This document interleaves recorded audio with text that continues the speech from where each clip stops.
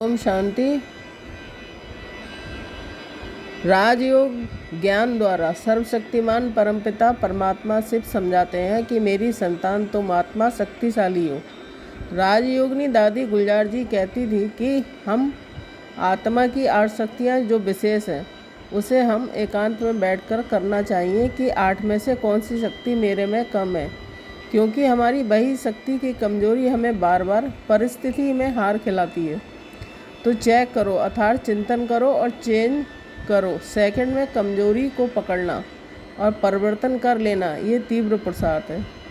1. विस्तार को संकीर्ण करने की शक्ति। बहुत बार बातों के विस्तार में जाना, बहुत बोलना, बहुत सुनाना, ये सब करने से हमारी आत्मिक शक्ति और व्यर्थ समय घट जाता है। तो संकीर्ण करने की शक्ति धारण करो, अर्थात विस्तार से एक कदम पीछे हटते हुए अपने आप को आसपास के वातावरण से, विश्व से अलग कर लेना है। विस्तार को सार में बदलकर व्यर्थ से डिटैच हो जाना है, अर्थात संकीर्ण करना है। समेटने की शक्ति, ये ऐसी शक्ति है कि जिससे हम चीज़ों को समाप्ति की ओर ले जाते हैं और उसके बारे में व्यर्थ विचारों को ख़त्म कर देते हैं। अनेक जगह जो मन इधर उधर भटक रहा है, वहाँ से उसे निकाल मन को एक समर्थ संकल्प में समेट लेते हैं।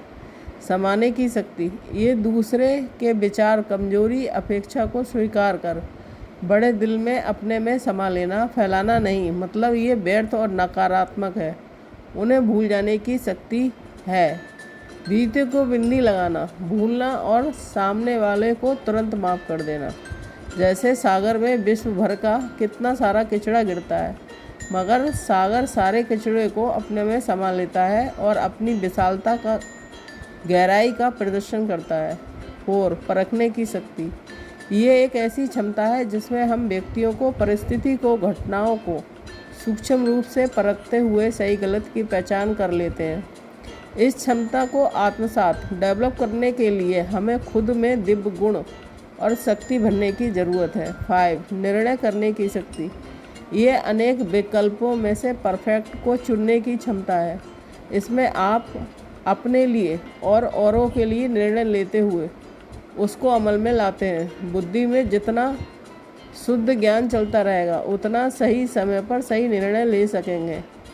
जितना और उतना का हिसाब है, इसलिए परमात्मा आकर पहले आत्मा को दिव्य ज्ञान सुनाते हैं। सामना करने की शक्ति, ये ऐसी शक्ति है जिससे हम ब्रह्मा और आंतरिक बाधाएं और परीक्षाएं, चुनौतियों को हल करते हैं। अत्यंत दुख परिस्थितियों में भी हम धीरज नहीं खोएंगे। सहयोग की शक्ति, सहयोग की शक्ति से हम दूसरों की सेवार्थ अपना समय, ध्यान, अनुभव और ज्ञान के साथ उनके साथ खड़े रहते हैं। सहन करने की शक्ति, ये ऐसी शक्ति है जिससे हम कैसी भी कठोर बाहरी और आंतरिक घटनाओं से प्रभावित हुए बिना पॉजिटिव, सकारात्मक रूप से ही प्रतिक्रिया, रिएक्शन देते हैं।